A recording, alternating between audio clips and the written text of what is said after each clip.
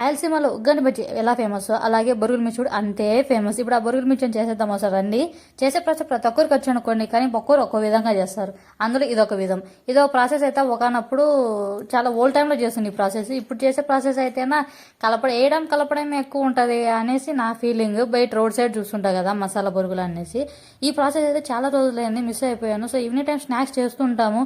ఎప్పుడు వడలు బజ్జీలు ఇవేనా, ఇప్పుడు మన పిల్లలకంటేనా ఈ నూడిల్స్ అని పాస్తా అనేసి ఇవే అలవాటు చేసేసాము. ఒకప్పుడు ఉన్న స్నాక్స్ అంటే పిల్లలకి అసలు ఐడియా లేదనుకోండి, ఆ టైప్ అయిపోయింది. ఇప్పుడు అది ఒకసారి రిపీట్ చేద్దాము అనేసి ట్రై చేశాను. ఇక్కడ వేసాం పేస్ట్ ఏమి అంటేనా వెల్లుల్లి పేస్ట్. మా అమ్మ అయితేనా వెల్లుల్లి కచ్చా పచ్చా వేసి వేస్తుండే. ఇప్పుడు ఆ వెల్లుల్లి ఏం లేవు అనమాట. ఆల్రెడీ నేను రెడీగా పేస్ట్ పెట్టుకున్నాను కాబట్టి అది వేసేసాను. మిగతాని యాస్టీజ్ అలాగే చేశాను. ఇంకొద్దిగా పల్లీలు ఎక్కువ యాడ్ చేస్తుండే, కానీ పల్లీలు మా పిల్లలు ఉన్న కాబట్టి కంట్రోల్ చేశాను. టేస్ట్ అయితే సూపర్ వచ్చింది. మీరు ఒకసారి ట్రై చేయండి. ప్రాసెస్ అందరికీ తెలిసిందే. ఈ వీడియో ఎందుకు పెడతానంటే జస్ట్ ఫర్ నా సాటిస్ఫాక్షన్. నేను కూడా చేశాను, మీరు చూస్తున్నారు. నా వీడియోస్ని మీరు యాక్సెప్ట్ చేస్తున్నారని నాకు అర్థమవుతుంది. కానీ ఎందుకు ఈ మధ్య వ్యూస్ తక్కువ వస్తున్నాయండి. ఒకసారి నా వీడియోస్ని రెగ్యులర్గా చూసే వాళ్ళు ఉంటే లైక్ చేసి కామెంట్ చేయండి.